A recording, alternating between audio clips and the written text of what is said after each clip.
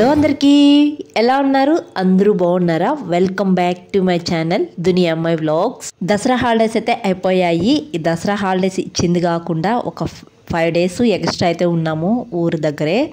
ఇంకా ఎక్కడ వాళ్ళు అక్కడైతే ఊరికైతే బయలుదేరేస్తున్నాం. నేనైతే ఎక్కువగా మా అమ్మమ్మని అయితే మిస్ అవుతాను. నాకు చాలా బాధగా ఉందన్నమాట. ఇంకా ఊరికి బయలుదేరుతాము ఆనంగా, ఈరోజే కదా ఊరికి బయలుదేరి అన్నప్పుడు నాకు ఇంకా బాధ వేస్తుంది అనమాట ఎక్కువగా. కానీ ఎవరికి చెప్పను, అలా అని బయటపడను, అలా బాధ వేస్తూ ఉంటుంది. ఇంక ఈసారి ఊరికి వెళ్ళానంటే చాలా రోజుల్లో పడుతుంది. ఇంకా 2 months దాకా రాలేను మేబీ. అంటే ఇంకా సంక్రాంతి హాలిడేస్కే వచ్చేది. అందరినీ చాలా మిస్ అవుతాను. ఊరి నుంచి వచ్చేటప్పుడైతే చాలా మనసులో బాధ అయితే పెట్టుకొని వచ్చాను. ఎందుకంటే మా నాన్నకు ఒక సైడు హెల్త్ బాగాలేదు, అలాగే మా అమ్మమ్మకు కూడా హెల్త్ బాగాలేకుండా ఉన్నింది. ఇంకిద్దరికి బాగాలేదు అన్నప్పుడు మనసులో మనసు లేదనమాట. చాలా బాధ వేసేది. ఫుడ్ కూడా తినేదాన్ని కాదు. బెంగ, భయం, బాధ అన్నీ మనసులో పెట్టుకొని ఎవరు లేనప్పుడు ఫుల్గా ఏడుపు వచ్చేసేది అనమాట. అలా ఉన్నింది. ఇంక ఊరికి వచ్చిన తర్వాత వాళ్ళకి బాగుంది అని తెలిసి ఒక 10 days 15 days ఇక్కడ ఉన్న తర్వాత కొద్దిగా మనసు కుదుట పడింది అనమాట. ఇంటి దగ్గర ఎవరికైనా బాగాలేదు అని తెలిస్తే ఫోన్ చేసి పదే పదే మాట్లాడడం, ఎలా ఉంది అని అడగడం అలా నేను చేయలేను.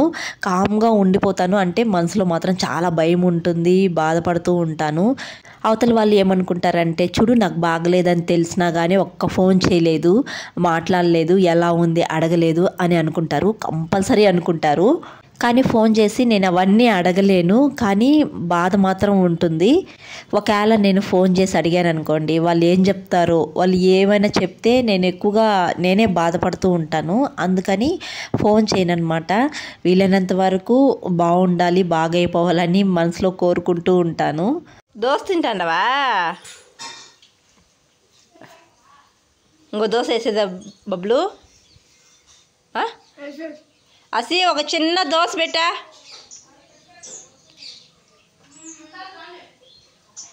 ఇంకా ఇక్కడైతే మా అమ్మ అదే మురుకులు చేసిందనమాట, చుట్టలు. నేను మా హస్బెండ్తో మూవీకి వెళ్ళాను కదా, ఓజీ మూవీకి. ఆ రోజు చేశారంట మా చెల్లి, మా అమ్మ, మా అమ్మమ్మ కలిసి చేశారంట. నాకు మా చెల్లెలకి భాగాలు పెడుతుంది ఊరికి తీసుకుపోవడానికి. ఇంకా నేను ఫిష్ ఉంటే ఆ ఫిష్ని కూడా మసాలా కలిపెట్టి ఇలా ఫ్రై చేసేసాను. ఇంకా ఫిష్ ఫ్రై అంటే మా హస్బెండ్కి చాలా ఇష్టం కదా, ఇంకా మా హస్బెండ్ కోసమే అనమాట తీసుకొని పోవడానికి చేసి పెట్టుకున్నాను. తర్వాత ఇంకా నేను వెళ్ళేళ్ళకు 9:30 10 అయిపోతుంది ఇంటికి వెళ్ళాలకు. ఇంక ట్రైన్లో తినడానికి చపాతీ అయితే చేసుకున్నాను. దాంట్లోకి మా అమ్మ అయితే ఆలు కర్రీ చేయించింది. ఇంకా అందరం ఒకేసారి బయలుదేరదామని చెప్పేసి ఇక్కడైతే కొంతసేపు అందరం మాట్లాడుకున్నాం అనమాట. ఇంకా ఆఫ్టర్నూన్ అయితే అందరం బయలుదేరేస్తాము. ఇక్కడ చూడండి, నేను వీడియో తీసుకుంటా అంటే మా అమ్మమ్మ కొద్దిగా ఎమోషనల్ అయిందనమాట. నాకు ఫుల్గా బాధ అయిపోతా ఉందనమాట. అంటే ఇంకా నేను ఈసారి ఊరికి వెళ్ళాలంటే 2 months కదా, ఎప్పుడు చూస్తానో ఏమో అని చెప్పేసి కొద్దిగా మా అమ్మమ్మ అయితే ఎమోషనల్ అయిపోతా ఉంది. ఇంకా అన్నీ చేసుకొని అందరం రెడీ అయిపోయి కూర్చున్నాము. ఇంకా మా ఓడిని రెడీ చేసి సెల్ అయితే చేతిలో పెట్టేశాడు వాళ్ళ తాత. కొంతసేపు చూసుకోమని చెప్పేసి, ఎందుకంటే ఊరికి వెళ్తాం కదా అందుకనమాట. ఇక్కడ మా షహరిన్ చూడండి, స్టైల్స్ మామూలుగా పడ్డం లేదు. చెప్పులు వేసుకుందా ఇట్రా, అద్దాలు వేసుకో, అద్దాలు వేసుకో, అద్దాలు వేసుకో, అద్దాలు వేసుకో, అద్దాలు వేసుకోమ్మా, వేసుకోమ్మా. Super super. తిప్పిచ్చేసుకోనన్నా. ఇటు పట్టు లడ్డు, లడ్డు ఇటు పట్టు. ఇంకా అందరము ఒకేసారి బస్కి వెళ్దామని చెప్పేసి బయలుదేరేసాము. ఇక్కడ ఇంకా మా అమ్మమ్మ కూడా బయలుదేరేసింది. ఇంకా మా అమ్మమ్మ అయితే మా చెల్లి వదిలేస్తుంది అనమాట మా అమ్మమ్మని, మా మామయ్య వాళ్ళ ఇంటి దగ్గర. ఇంకా నేనైతే పిలేరు రైల్వే స్టేషన్కి అయితే వెళ్ళిపోవాలి. ఇంకా అందరం ఒకే బస్కి అయితే వెళ్ళిపోదాం, మధ్యాహ్నం బస్సు ఉంది కదా వెళ్ళిపోతాము అని చెప్పి అనుకున్నాను. నేను మా చెల్లెలతో వెళ్తే 1/2 hour జర్నీ ఎక్కువ చేయాలన్నమాట.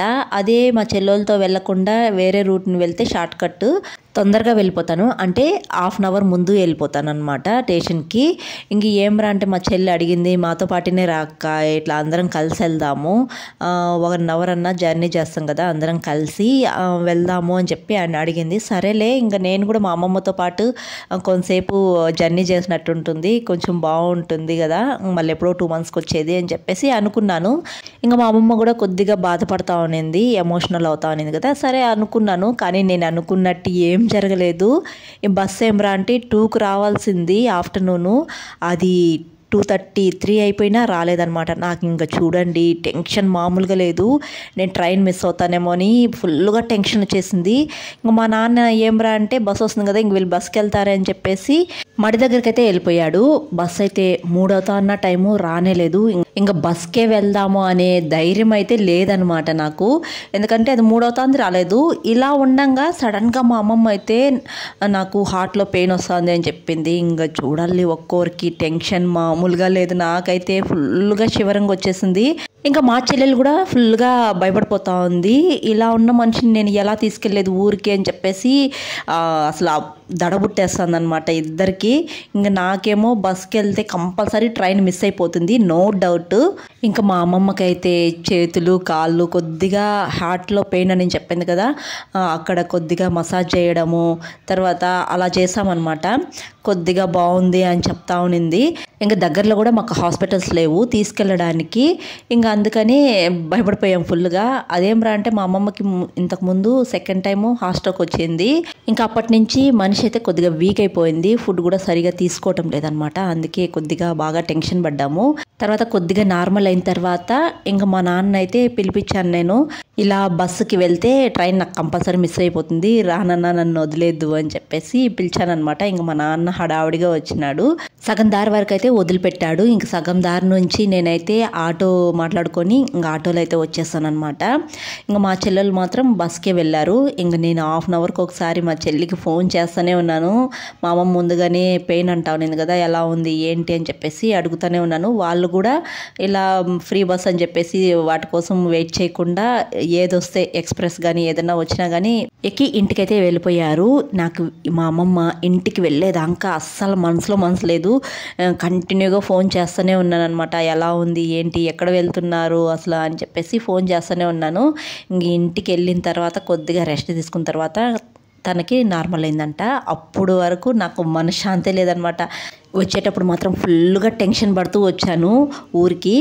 ఇంకా నేను రైల్వే స్టేషన్కి అయితే కరెక్ట్గా 20 మినిట్స్ ఉండగా అయితే వచ్చేసాను స్టేషన్కి అయితే. అది బస్ కోసం వెయిట్ చేస్తుంటే నాకు ట్రైన్ కంపల్సరీ మిస్ అయిపోయేది. ఎలాగో ఆటోలో వచ్చేసాను కాబట్టి ఒక 20 మినిట్స్ ముందు అయితే స్టేషన్కి అయితే చేరుకున్నాను. ఇంకా మా మామయ్య అయితే వచ్చారనమాట. ఇంకా మా అత్తయ్య అయితే మునగాకు తర్వాత జొన్నలు అవి పంపించింది. ఇంకా నాకు పెద్దగా లగేజ్ ఏం లేదు కానీ ఇంకా జొన్నలు మునగాకు వచ్చేలకు లగేజ్ అయిందనమాట. ముందుగానే మా హస్బెండ్ చేత పంపించేశాను లగేజు కాబట్టి కొద్దిగా ఫ్రీగా అయితే వెళ్ళాను. ఇంకా ట్రైన్ ఎక్కతనే మా బొబ్బులో అయితే పడుకునేసాడు. ట్రైన్ ఎక్కిన తర్వాత ట్రైన్లో ప్రయాణించే మనుషులు ఇలా కూడా ఉంటారా అనిపించింది నాకైతే. యాక్చువల్లీ మా పక్కన వేరే వాళ్ళు ఇద్దరు వైఫ్ అండ్ హస్బెండ్ కూర్చో ఉన్నారు. వాళ్ళు ఏమరా అంటే తిరుమలకి వెళ్ళేసి వస్తూ ఉన్నారు. ఇంక వాళ్ళతో పాటు బంధువులు కూడా వచ్చిన్నారంట. వాళ్ళు ఏమరా అంటే తిరుమలకి వెళ్ళి దర్శనం చేసుకోకుండానే రిటర్న్ వెళ్ళిపోయారంట వాళ్ళ ఊరికి. ఇంకా వాళ్ళకి బుక్ చేసిన సీట్లు అయితే ఖాళీగా ఉన్నాయి. ఇంకా నాకైతే వాళ్ళకి ఎదురుగా ఉన్న సీటే వచ్చింది. నాది ఫస్ట్ నెంబర్ అనమాట. వాళ్ళు ఏమరా అంటే వాళ్ళ సీట్లు వదిలేసి నా సీట్లో కూర్చో ఉన్నారు. నేను వెళ్తానే ఫస్ట్ సీట్ నాదే అని చెప్తే మీద అని చెప్పేసి ఆశ్చర్యంగా చూసారే కానీ అస్సలు లేయటం లేదు. లేయండి నేను కూర్చుంటాను అంటే లేస్తాము ఆగండి ఆగండి అని అంటారు కానీ లేయటం లేదు.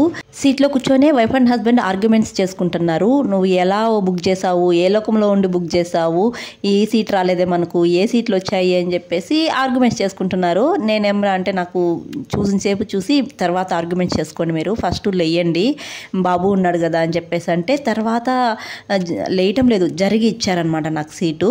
అలా అని వాళ్ళు బుక్ చేసుకున్న సీట్లలో కూడా ఎవరిని కూర్చోలేదు, బ్యాగులు పెట్టేశారనమాట. వరుసగా బ్యాగులు పెట్టేశారు. వేరే ఆమె జనరల్లో ఎక్కాల్సింది ఇలా రిజర్వేషన్ బోగిలో అయితే ఎక్కేసింది. ఇంకా టీసీ వస్తానే కొంచెం టెన్షన్ పడింది అనమాట. ఆయన ఏమంటున్నాడు, నా పక్కన కూర్చోన్న ఆయన, ఎందుకమ్మా అంత టెన్షన్ పడతావు, వాడు ఏం చేస్తాడు, ఏం చేయడులే, అంతగా ఫైన్ కట్టమంటే నేను కట్టను అని చెప్పేసేయి, నెక్స్ట్ స్టేషన్లో దిగేస్తాను అని చెప్పు, ఆర్గ్యుమెంట్స్ చెయ్యి, ఫైన్ కూడా కట్టించుకోడు, ఏం చేయడు, నువ్వు టెన్షన్ పడదు అని నెగ్లిజెన్సీగా మాట్లాడుతున్నాడు అనమాట. ఎంత ఇదిగా ఫూలిష్గా మాట్లాడుతున్నాడు. నాకైతే చాలా చిరాకేసింది అనమాట అక్కడ. అందుకే అనిపించింది నాకు ట్రైన్లో మనుషులు కూడా ఇలా ఉంటారా అనిపించింది. ఆయన అలా మాట్లాడుతున్నా కానీ ఆమెకి మాత్రం తన సీట్ మాత్రం ఇవ్వలేదు. ఖాళీగానే ఉన్నాయి సీట్లు, బ్యాగులు పెట్టేశారు కానీ ఇవ్వలేదన్నమాట. అలా ఉన్నారు మనుషులైతే. ఇంకా నేను ఇంటికి వస్తానే నేను చపాతీ చేసుకుని వచ్చాను కదా ఇంటికాడ, అది పిల్లలకైతే పెట్టేశాను. ఇంకా మా ఆయనకి ఇష్టమైన ఫిష్ ఫ్రై చేసుకుని వచ్చాను కదా, మా ఆయనకి మాత్రం ఇచ్చేసాను. ఇంకా ఆయన మాత్రం తృప్తిగా తినేశారు. ఇంక పిల్లలకి చపాతీ పెట్టేసి ఇంక నేనైతే కిచెన్ క్లీన్ చేసుకుంటున్నాను. కిచెన్ అయితే ఎంత గందరగోళంగా ఉన్నిందో నాకైతే అసలు నిద్ర కూడా పట్టదనమాట. ఇంకా అలా ఉంటే ఇంక వస్తానే ఇంక నేను తిన్న కూడా లేదు, పిల్లలకి పెట్టేసి వెంటనే కిచెన్లోకి వచ్చి కిచెన్ అయితే క్లీన్ చేసుకుంటున్నాను. కనీసం మా ఆయన స్నాక్స్ పేపర్ కూడా డస్ట్బిన్లో లేదనమాట, అలాగే పెట్టేశాడు. ఎక్కడ పెట్టిన పేపర్లు అక్కడే ఉన్నాయన్నమాట. చెత్త అయితే అసలు గందరగోళంగా ఉంది. ఇల్లు అయితే వెళ్ళేటప్పుడు నీట్గా క్లీన్ చేసేసి వెళ్ళాను, కానీ తిరిగి వచ్చేలకు చాలా గలీజ్గా ఉందన్నమాట. ఇంకా స్టవ్ కూడా వీళ్ళు 2 రోజులు 3 రోజులు వంట చేసుకున్నారు, చాలా గలీజ్గా ఉంది. ఇదంతా క్లీన్ చేసుకునేస్తున్నాను. ఇంకెందుకంటే మార్నింగ్ పిల్లలకి స్కూల్ ఉంది, కొంచెం తొందరగా లేయాల్సి వస్తుంది. ఇంకా తొందరగా లేచినప్పుడు కిచెన్ అలా ఉంటే చేయబుద్దే కాదు కదా. ఇంక ఇలా క్లీన్ చేసి పడుకుంటే మార్నింగ్ ఫ్రెష్గా లేసి హ్యాపీగా వంట చేసుకోవచ్చు అనమాట. కిచెన్ మాత్రమే ఇలా క్లీన్ చేసి పెట్టుకునేసాను. ఈ వీడియో అయితే ఇక్కడితో ఎండ్ చేస్తున్నాను. వీడియో నచ్చితే ఒక లైక్ చేసి, కొత్తగా చూసేవాళ్ళు కొద్దిగా సపోర్ట్ చేసి సబ్స్క్రైబ్ చేయండి. Thanks for watching. బాయ్.